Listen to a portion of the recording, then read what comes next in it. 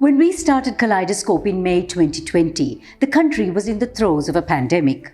Now, just 100 weeks later, the pandemic is on the back burner. Instead, the country has plunged into darkness in more ways than one, precipitated by the lack of fuel, leading to massive power shortages, grinding the economy to a halt. Energy analyst Dr. Vidura has been on Kaleidoscope many times, always advocating the need for Sri Lanka to switch to renewable energy. And today, however, we are going to ask him a few burning questions which have fueled this power crisis. Welcome Vidura to Srilanka Life Let's Talk. Currently, Sri Lanka generates power via four main sources. Annually, the mix is 35% coal, 35% hydro, 10% small-scale renewables, and 20% oil. This combination is not working, it's not sustainable either, and we are forced to have power cuts. Given this current situation, how do you think we can maintain uninterrupted power for Sri Lanka?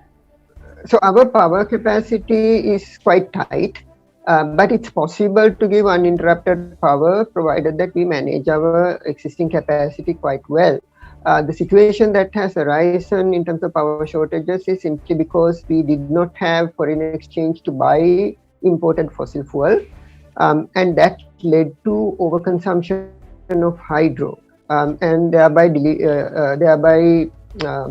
depleting our hydro storage level. Now we are in a critical situation. Even if we have enough foreign currency to buy oil, we will still have to do curtailment because we don't have hydro, because our system is designed to run with all three types of generation. Even as we speak, quite a lot of our oil-based power plants currently don't have power. For example, we don't have power in the power barge, we don't have power in the Sapugaskanda complex, even though we procured a Sabilipitia power plant as emergency basis, even that plant is idling because we don't have oil. So unless we get the fuel situation rectified as fast as possible, we are not going to come out of this.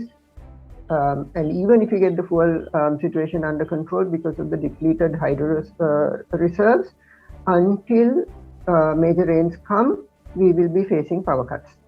Given that successive governments have failed to attend to the power problem, what can you and I, as the general public, do to mitigate this crisis? Do we go for off-grid solutions?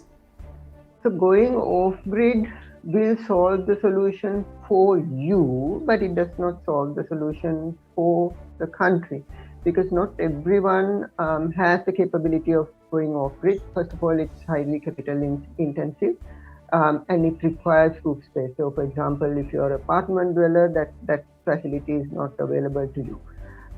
I think there is a contribution that all of us can make, that is adding as much of electric generation into the grid that we can do by adding rooftop solar into our rooftops. We can also get rid of inefficient equipment, use energy in a very consciously so that you reduce the waste. All of these help. Industry needs power, and they need reasonably priced power. Given that they already have access to large tracts of land and roof space, do you think we can give them access to more state lands and ask them to provide viable power solutions, the expenses of which could then be used for tax deductions maybe?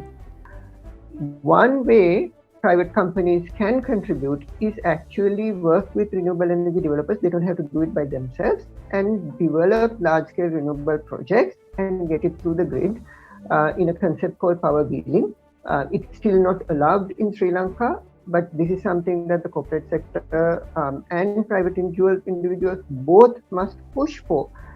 Then we are not dependent on CEB acquiring renewable energy into the grid. We can do it ourselves in a direct one-to-one contract, and thereby insulating ourselves from excessive price rises that is going to come up when CEB starts increasing the power rates.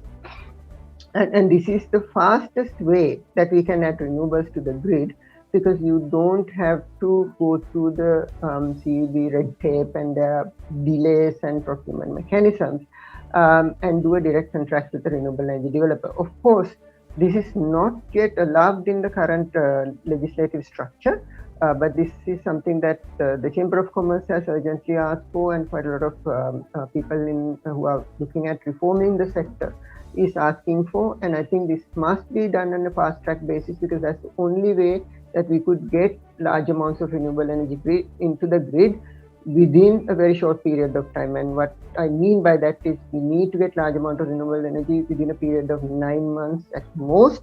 If you don't do that, we will be having the same conversation in the middle of power cuts next year as well. Let's hope that at least now Sri Lanka will have the foresight to put in place an astute energy security policy and strategy. Or we may be here again in 9 months' time discussing the same issue amid power cuts. Keep us on your radar, subscribe and follow us on YouTube, Facebook, Instagram and LinkedIn.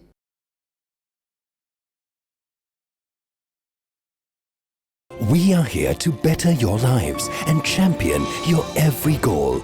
With 12 billion rupees worth of customer benefits in 2020 and a life insurance fund worth over 100 billion rupees, our strength is your strength. You focus on your goals. We will take care of the risks. Srilanka Life.